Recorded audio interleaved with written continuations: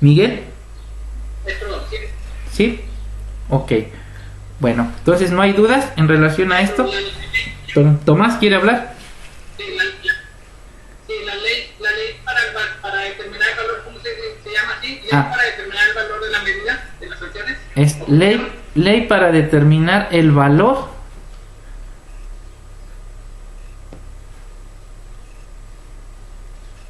de la unidad de medida y actualización.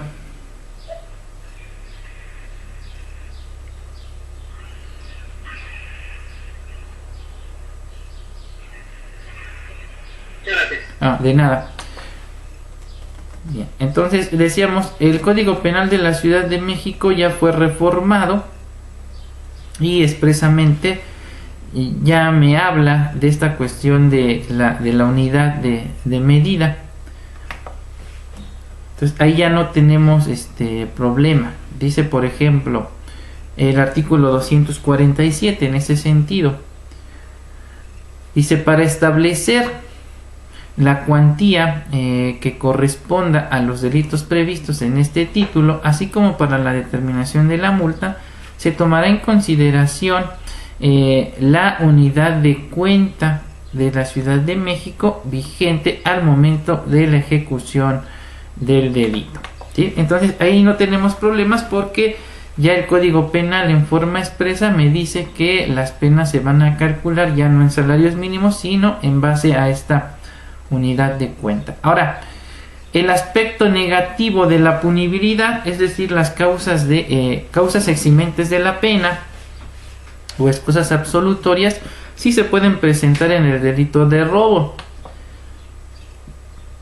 Un ejemplo, el artículo 375 del Código Penal Federal establece una causa eximente de la pena cuando el valor de lo robado no pase de 10 veces el salario mínimo y se le haya restituido, en este caso, el bien al sujeto pasivo. Pero vamos a darle lectura al dispositivo legal en comento para mayor entendimiento. Dice el artículo 375 del Código Penal Federal lo siguiente: cuando el valor de lo robado no pase de 10 veces el salario, sea restituido por el infractor espontáneamente y pague todos los daños y perjuicios antes de que la autoridad tome conocimiento del delito, no se impondrá sanción alguna si no se ha ejecutado el robo por medio de violencia. Es decir,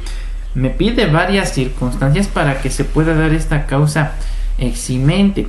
El primero es que lo robado no sobrepase 10 veces, ya no el salario mínimo, sino 10 unidades de cuenta, pero además se le restituya el bien por parte del activo al pasivo, se paguen los daños y perjuicios antes de que la autoridad tome conocimiento del delito, y en esos casos pues no se le impondrá pena alguna, se le exime. Creo que por ahí hay mucho ruido. ¿Ya me escuchan? Ahora, sí. El artículo 379 también del Código Penal Federal también contempla, creo que por ahí, no sé si un favor apagan sus micrófonos y los encienden cuando intervengan, porque si no se escucha interferencia.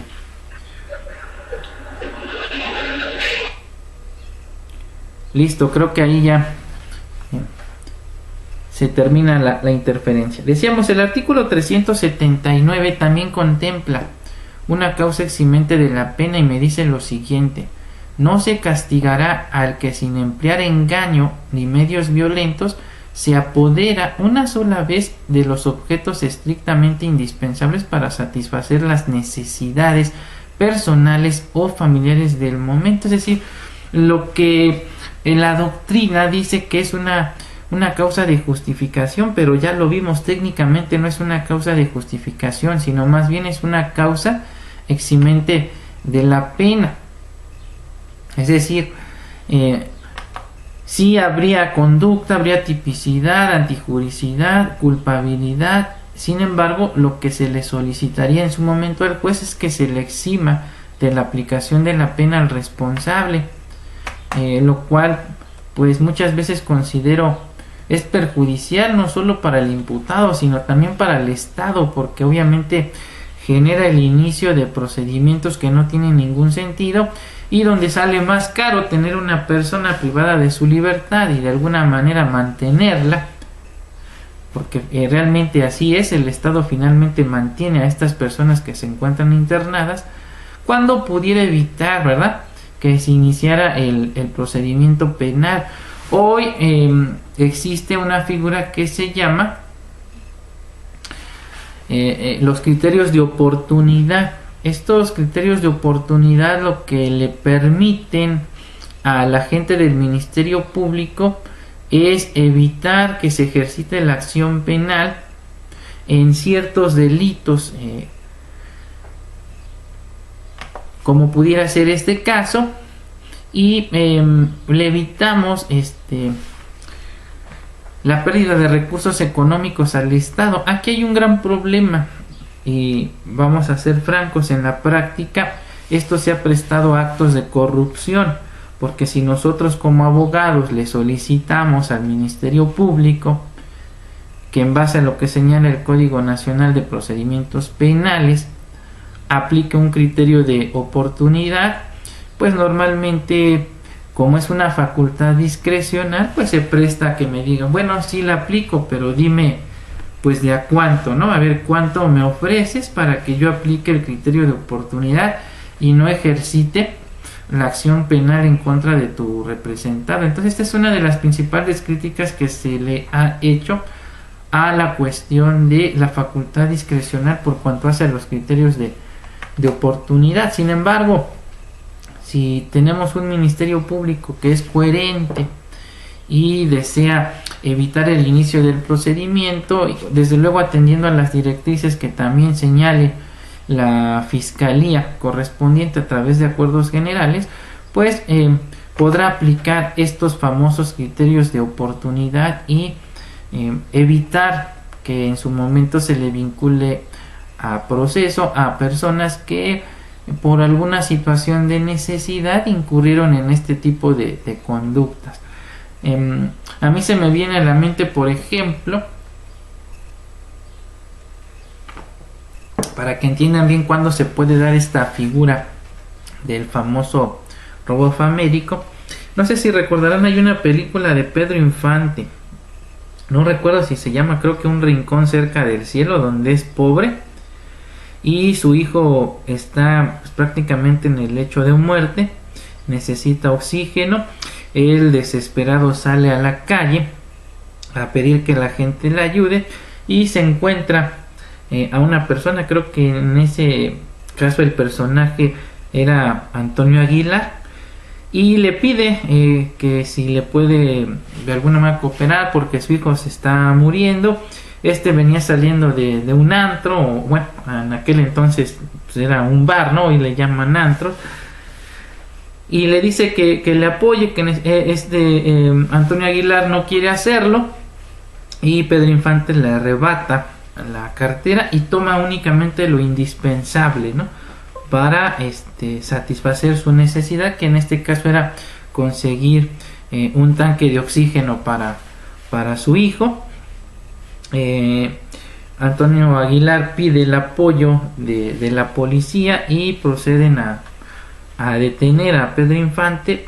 Sin embargo, al momento que revisa su cartera, el personaje que estaba interpretando a Antonio Aguilar dice, pues me da mucha pena, ¿no?, lo que acabo de hacer. Yo acabo de gastar, no sé, 5 veces más de lo que tú tomaste. Dice, o sea, aquí había mucho más dinero del que tú necesitabas y solamente tomaste lo indispensable. Entonces ese es un claro ejemplo de lo que pudiera ser este denominado robo famélico, que como ya lo vimos, nosotros como abogados, en lugar de manejarlo como una causa eximente de la pena, como está debidamente regulado así en el Código Penal Federal, lo que pudiéramos argumentar más bien es un estado de necesidad justificante a nivel de etapa de investigación inicial, o incluso, como ya se los comenté, solicitarle al Ministerio Público aplique los denominados criterios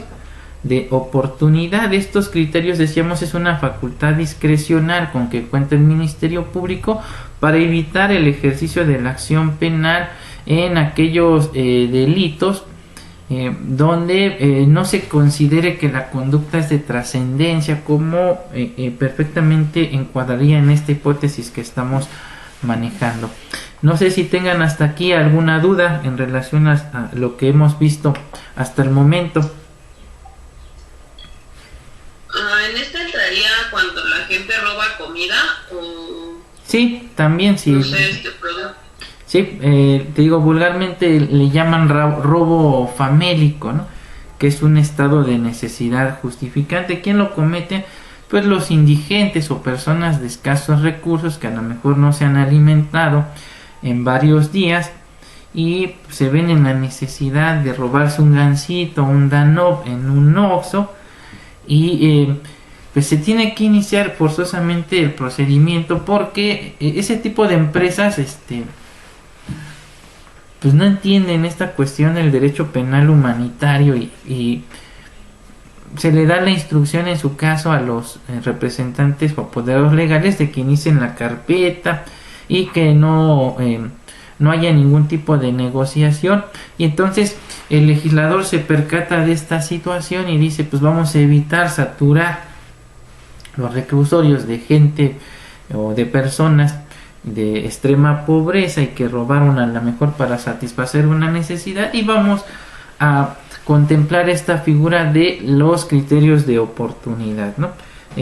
Digo, lo que estableció el legislador en el Código Nacional me parece bastante atinado. El problema es que en la práctica, como se los comento, se presta mucho a la corrupción, y cuando tú se lo solicitas al MP, pues me ha tocado en la práctica que me digan, ok, pero pues ya cómo, ¿no? O sea, con cuánto le vas a entrar para que yo pueda aplicar el criterio de oportunidad. Y pues me he enterado que algunas personas les han pedido, no sé, roban, no sé, 700 pesos en mercancía y les piden 70,000 pesos para aplicar un criterio de oportunidad.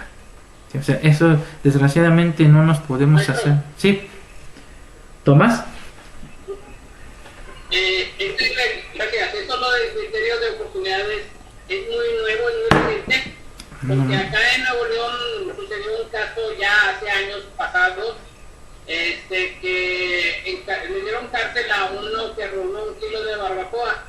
Sí, robó 1 kilo de barbacoa, pero pues como todo, se conoce que el delito de robo se persigue por juicio, a la persona no se le brindaban esas garantías y existía, yo creo que ese criterio de oportunidades. Más sin embargo, a un funcionario público de apellido Doria, que había robado 300 millones de pesos de las arcas estatales, se le eximió del delito y salió libre. O sea, y el de la barbacoa siguió en la cárcel. O sea, es muy nuevo ese criterio. Bueno, esto se contempla a partir de lo que es la implementación de los denominados juicios orales, la entrada en vigor de lo que es el sistema penal acusatorio y oral. Entonces, en Nuevo León se supone que entró mucho antes, ya había juicios orales antes de que entrara en vigor en toda la República, pero ahí, Tomás, la explicación no es jurídica, tú mismo me lo estás diciendo, fue de otra naturaleza, ¿no? Pero sí, de alguna manera el legislador se percató de situaciones como la que tú nos comentas, y por eso es que plasmó en el Código Nacional de Procedimientos Penales esta figura de los criterios de oportunidad, ¿no? El problema es que desgraciadamente, y no podemos mentir en ese sentido, es que se presta mucho a la corrupción. Yo les decía que supe de un asunto, no fue mío, sino en su momento me pidieron intervención para dar una opinión, y donde para aplicar el criterio de oportunidad por un robo eran como 700 pesos en mercancía, y para aplicar el criterio de oportunidad pidieron 70,000 pesos. Entonces pues es algo pues bastante desproporcional, ¿no? Pero digo, esto sucede desgraciadamente en la práctica. ¿Alguna otra duda o comentario? Doctor, una pregunta o cuestión. Sí.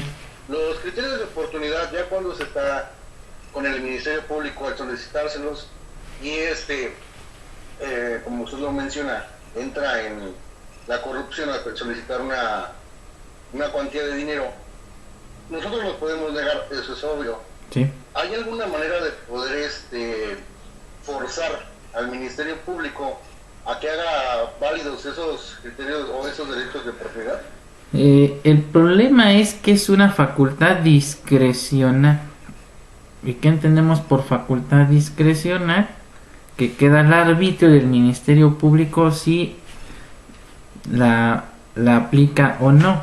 Pero además se debe sujetar a ciertos lineamientos que en su momento emite la propia Fiscalía para la cual trabaja. Son acuerdos generales y que si bien no pueden estar por encima de lo que dice el Código Nacional ni mucho menos lo que dice la ley, pues ellos se apegan a esas directrices que les dictan las fiscalías. Esto que implica pues que a lo mejor lo tendríamos que combatir a través de otros instrumentos como pudiera ser el juicio de amparo, pero pues obviamente hay que invertirle tiempo, dinero, y pues muchas veces no se combaten ese tipo de determinaciones. Es muy complicado que en un asunto, por ejemplo, como este, es donde tu cliente obviamente no va a tener dinero porque está robando por necesidad, pues que el abogado le invierta, ¿verdad?, para estar promoviendo recursos y en su momento el amparo. Entonces es muy complicado, ¿no?, que se puedan recurrir. Lo que sí pudieras hacer en su momento es denunciar al Ministerio Público por estar incurriendo en hechos de corrupción, aunque también lamentablemente pues vemos que todavía sigue viva esa práctica de simular o fabricar delitos con el fin de justificar que las visitadurías o los órganos de control interno están trabajando. Y pues por ahí ya ustedes a lo mejor vieron en redes sociales cómo se le fabricó ahí un delito a un responsable de agencia en Iztapalapa 8 y al abogado defensor.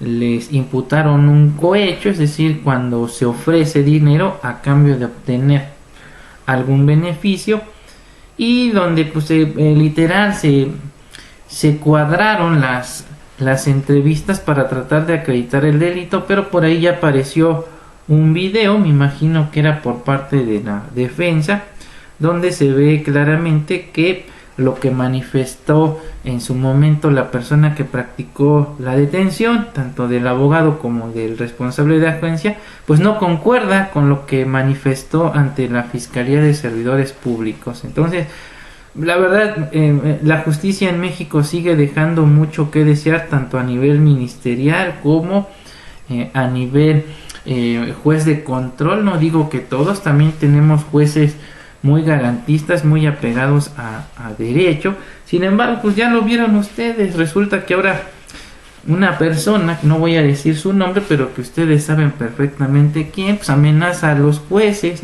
con que si dejan libres a las personas o si otorgan suspensiones, pues se les va a iniciar una investigación. Entonces, si somos objetivos, muchachos, la verdad nos espera un futuro bastante, ¿cómo lo podemos decir? Pues con mucha incertidumbre, zozobra, porque no sabemos cómo se va a utilizar a los instrumentos, a los órganos encargados de procurar y administración, de procurar y administrar la justicia, si van a estar sujetos al arbitrio o al capricho más bien de una determinada persona, y donde a lo mejor le van a realizar una llamada y le van a decir, pues yo no sé cómo le vas a hacer, pero pues tienes que determinar que si vas a ejercitar la acción penal, aunque no tengas datos de prueba suficiente para sustentar la existencia del hecho, ¿no?, aparentemente constitutivo de delito y su probable intervención. y si no lo haces, pues te voy a iniciar una investigación para que te sancione, ¿no? Entonces, no debemos de perder de vista esto, muchachos, y creo que cada vez se va a volver más frecuente que veamos este tipo de determinaciones donde impere el capricho de cierta persona sobre el derecho. ¿Alguna otra duda o comentario?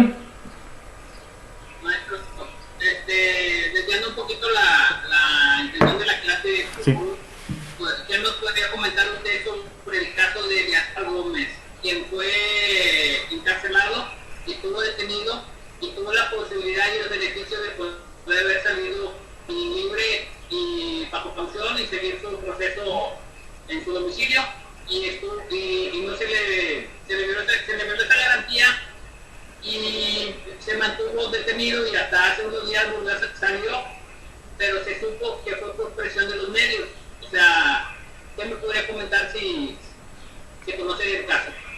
No lo conozco en particular, pero bueno, tampoco podemos fingir demencia en ese sentido. Sabemos también que hay jueces que le tienen miedo de alguna manera a la presión que ejercen los medios masivos de comunicación. Digo, nos estamos desviando un poco del tema, pero bueno, está relacionado finalmente con nuestra materia. Yo actualmente estoy litigando un asunto donde a mi cliente se le fabricaron elementos de prueba, hubo falsificación de su firma, su letra, con el efecto de crear pruebas para inmiscuirlo en la comisión de un delito, y donde ya se ha demostrado en diversos juicios que obviamente no hay responsabilidad penal y que incluso hubo dolo por parte de las autoridades encargadas de la investigación, pero desafortunadamente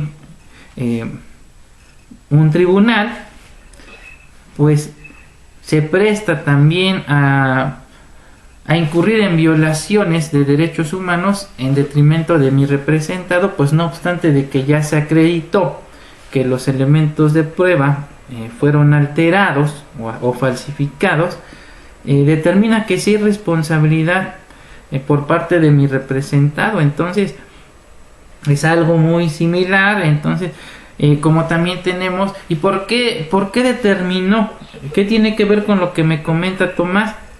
¿Por qué determinó que sí es responsabilidad? Porque resulta que hubo, como dicen vulgarmente, periodicazo, varios medios, y en su momento, cuando se llevó a cabo la detención de mi representado, se atrevieron a decir que mi representado era corrupto y que había incurrido en X situación. Y entonces, ¿qué sucede? Que cuando el órgano jurisdiccional ve que los medios están dando como responsable a una persona, y no obstante que el expediente me arroja otro resultado, dice: no, pues yo no quiero problemas, me lavo las manos, y pues que sea entonces en su momento el juez de amparo el que determine si es responsable o no. Es decir, yo hago lo que en su momento hizo Pilatos, ¿no? Me lavo las manos y que se resuelva si hay violaciones o no hasta el juicio de amparo. Entonces tenemos las dos balanzas, ¿no?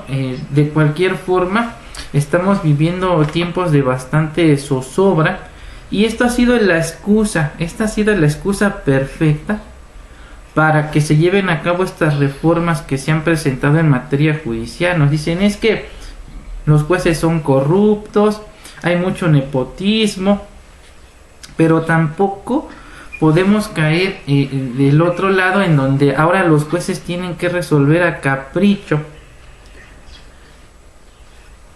¿sí?, del Ejecutivo federal o estatal, donde si yo no me apego a tus directrices, entonces ahora resulta que me vas a iniciar una investigación. Si nos ponemos del lado de los jueces, ahora pues nadie va a querer ser juez, ¿no? Va a decir: ¿para qué pongo en riesgo mi libertad, mi integridad, mi patrimonio? Si se actúa conforme a derecho, me van a iniciar una investigación. Si no lo hago, pues también. Entonces, pues lamentablemente difícilmente se va a aplicar el estricto derecho. Pero bueno, son cosas que desgraciadamente son ajenas al derecho. Pero no debemos perder de vista que en México, desgraciadamente, muchas veces no impera el derecho, sino los intereses económicos, políticos y sociales. ¿Alguna duda hasta aquí relacionado con lo que hemos visto? ¿No?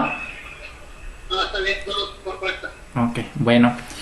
Bien, vamos con el siguiente elemento. El siguiente elemento es lo relativo a las circunstancias modificatorias de la pena. Aquí también se prevén diversas circunstancias que modifican la pena en el delito de robo, que van desde circunstancias atenuantes hasta circunstancias agravantes. Dentro de las circunstancias atenuantes podemos mencionar, por ejemplo, la prevista en el artículo 380 del Código Penal Federal, así como 222 del Código Penal para la Ciudad de México, que en forma análoga regulan la figura delictiva conocida como el robo de uso. Es decir, cuando una persona se apodera de una cosa ajena mueble para usarla con otro fin. Voy a darle lectura a estos dispositivos. Dice el artículo 380: al que se le imputare el hecho de haber tomado una cosa ajena sin consentimiento del dueño o legítimo poseedor y acredite haberla tomado con carácter temporal y no para apropiársela o venderla, se le aplicarán de 1 a 6 años de prisión o de 30 a 90 días multa, siempre que justifique no haber negado a devolverla.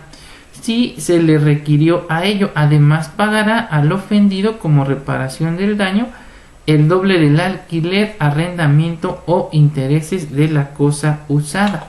Ahora, el artículo 222 me dice lo siguiente, este es del Código Penal para la Ciudad de México: al que se apodere de una cosa ajena sin consentimiento del dueño o legítimo poseedor y acredite que dicho apoderamiento se ha realizado con ánimo de uso y no de dominio, se le impondrá de 3 meses a 1 año de prisión o de 30 a 90 días multa. Entonces, esta es una circunstancia de la pena, porque en relación a la pena genérica que establecen ambos códigos, aquí se atenúa, es decir, se disminuye, pero se tienen que acreditar todas y cada una de las circunstancias que nos describen los dispositivos legales antes mencionados. Ahora, en relación a circunstancias agravantes, también se prevén varias circunstancias que modifican la pena. En este caso, la incrementan.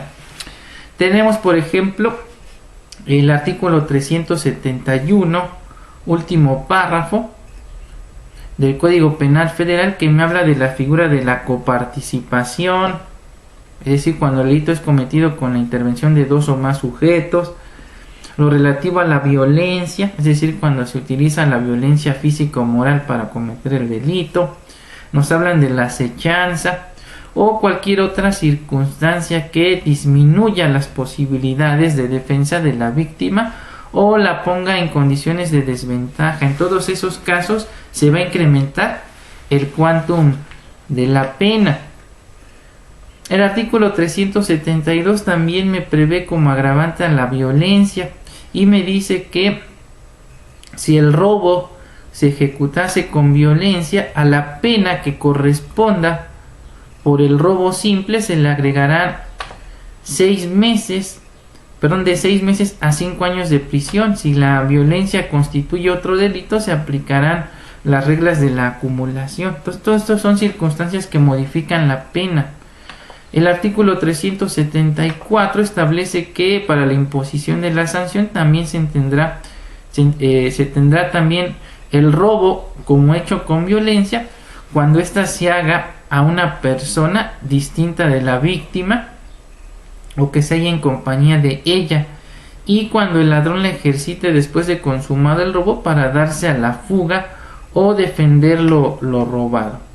Aquí podemos poner el ejemplo donde está Tomás con Gabriela esperando la combi, y llegan y desapoderan a Tomás de sus pertenencias, pero él no quiere darlas, y entonces amagan a Gabriela para lograr el objetivo. Aquí estaríamos hablando entonces de una circunstancia que agrava la pena, o bien me dice cuando el ladrón la ejercite después de consumado el robo para darse a la fuga. Entonces, para darse a la fuga decide ejercer esta violencia en contra de la víctima. Luego tenemos así unas infinidad de circunstancias agravantes que por el tiempo pues no nos va a dar, no nos va a alcanzar para analizarlas, pero que ya se las desglosé dentro de su material didáctico. Obviamente el Código Penal para la Ciudad de México también contempla diversas circunstancias agravantes de la pena.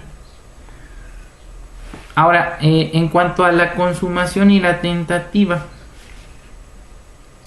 el robo se consume una vez que se integran todos los elementos o componentes del tipo penal, es decir, en el preciso instante en que se origina el apoderamiento de la cosa, tal y como lo establece tanto el artículo 369 del Código Penal Federal como el 226 del Código Penal de la Ciudad de México, y los cuales ya analizamos con antelación, donde en forma expresa dicen que se consuma desde el momento en que el sujeto activo tiene en su poder la cosa, aun y cuando la abandone. Ahora, la tentativa desde luego es admisible en el delito de robo tanto en su modalidad acabada como inacabada, es decir, pudiera suceder que por una circunstancia ajena a la voluntad del sujeto activo no se consuma el delito. Por ejemplo, un sujeto que quiere robarse un vehículo, logra aperturarlo, lo echa a andar, pero no logra desactivar el sistema de la alarma y se le apaga el vehículo antes de lograr su objetivo. Ahí tendríamos que analizar si propiamente estamos en presencia de una tentativa acabada o inacabada, la cual desde luego, de acuerdo a lo que establecen nuestros códigos penales, debe ser punible. Ahora, por cuanto hace el concurso de delitos, en el delito de robo puede presentarse tanto el concurso ideal o formal como el concurso real. Habrá concurso ideal